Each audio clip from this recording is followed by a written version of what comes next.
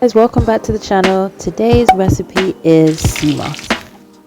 So to start with, we need to soak our Seamoss. So I'm going to put it in a bowl here with some cold water, fill it up until it's covering the Seamoss, and then we're going to leave this overnight. Make sure you cover it as well, and you'll see it would have absorbed all the water and its volume increases. Next, we want to drain off this water, so you can discard that, add it to a pan with some fresh water, and then we're going to boil it. So I'm going to place the pan on the hob with a few cinnamon sticks as well. You can add other spices that you choose, like cloves or allspice, and then we're going to bring this to a boil. This will take about 20 to 30 minutes. So once the water is reduced by half, then we're going to leave it to cool and make it into our gel. So this Seamoss is cooled. We're going to take out the cinnamon stick, and then you just want to pour the Seamoss with the water that's cool. Pour all of that into a blender, and then just blend that until it becomes nice and smooth.